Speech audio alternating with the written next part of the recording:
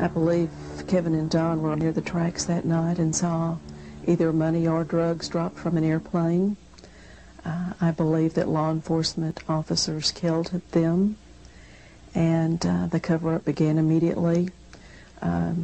Expanded to the medical examiner, Fahmy Malek. At the time, Fahmy Malek, Arkansas State Medical Examiner, was the one responsible for ruling on cause of death.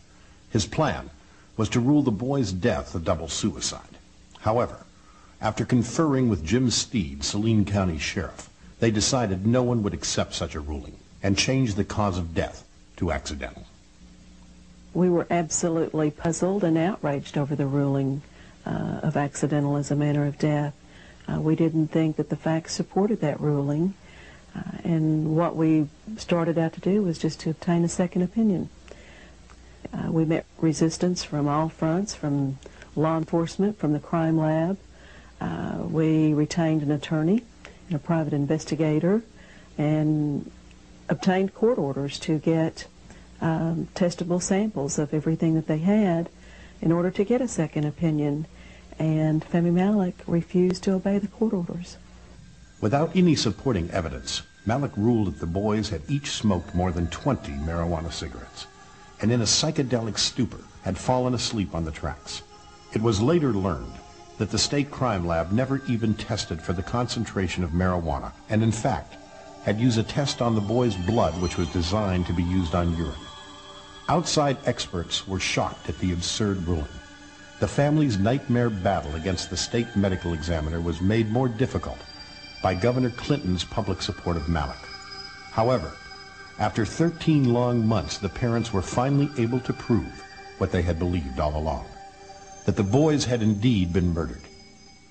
17-year-old Kevin Ives and 16-year-old Don Henry were struck by a train near Alexander.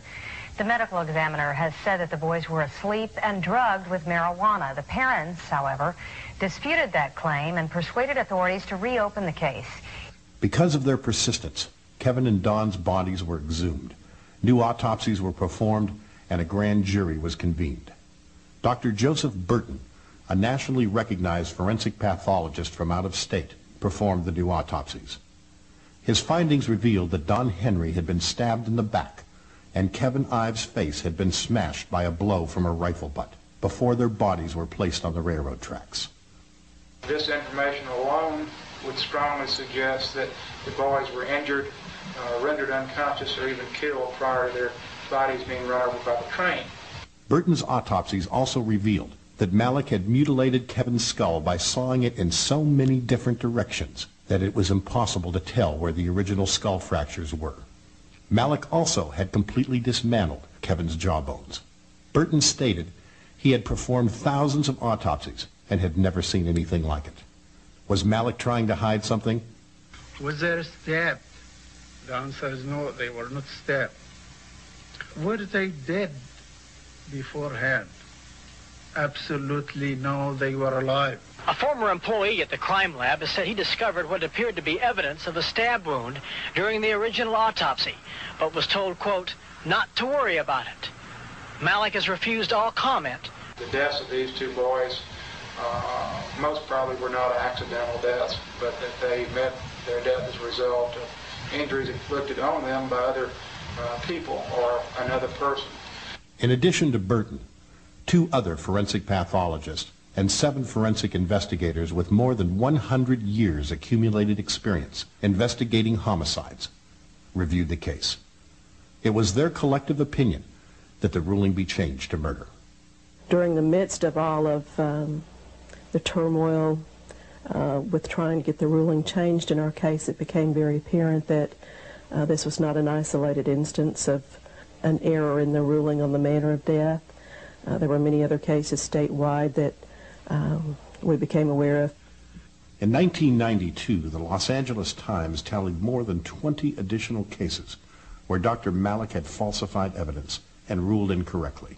One case involved the murder of Raymond Albright, who had been shot 5 times in the chest with a Colt .45. Incredibly, Malek had ruled suicide.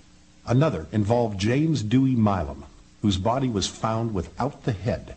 In this case, Malek ruled the cause of death to be an ulcer. Although Milam's head had been clearly severed with a knife, Malik claimed the family pooch had bitten off the head, eaten the entire thing, and then regurgitated. Malik says he tested the dog's vomit and found traces of Milam's brain and skull. Unfortunately for Dr. Malik, Milam's head was later found. Malik, it turns out, had made up the entire story.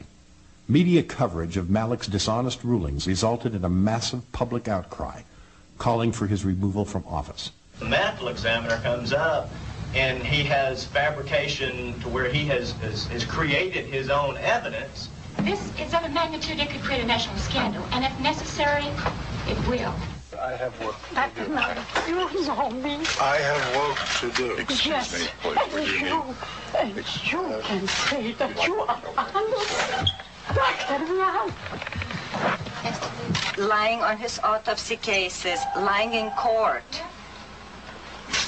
And he's not an honest person. And why should he be prosecuted? He should be prosecuted. Nevertheless, both Governor Clinton and the Arkansas State Medical Examiner Commission Chairman, Jocelyn Elders, who had the power to remove Malik from office, not only insisted he remain, they gave him a raise. Based on the facts I have, I really feel that Arkansas owes Dr. Malik a great debt and a real apology. Today, the governor was asked if Malik should resign. I don't think that's a decision that I should make based on what I now know. It didn't matter what Malik did, whether it was perjure himself in court, fabricate evidence in murder trials, call coroners murderers. Clinton defended him by excusing it as being stressed out, overworked, and underpaid. His testimony compromised evidence in a lot of felony cases in Arkansas. And it was very transparent that Fahmy Malik had some kind of hold over Bill Clinton. The end result was that he was given a $14,000 raise. It was an absolute insult to my family. Read my lips. I'm not going to comment. I was outraged that protecting a political crony of Clinton's was more important than the fact that 2 young boys had been murdered. Despite the policy of investigating any suspicious death as a homicide until proven otherwise, the Saline County deputy who took control of the scene where Kevin and Don were murdered immediately ordered it worked as an accident. Procedures were never taken to protect the scene and properly collect evidence. We were told to work as an accident, or the investigators were told to work as an accident, and it was not enough time and emphasis put into it right there at the scene. Against all standard police procedures, the back of the train was used as a reference point to record the location of the boys' bodies and possessions. Once the train left, the reference point was lost forever, and the information gathered became totally useless. Our local investigation was headed by our sheriff, Jim Steed. He later went on television bragging about what a thorough investigation he had conducted, and that he felt very sorry for us as parents, but that he had every confidence in Fahmy Malik's ruling.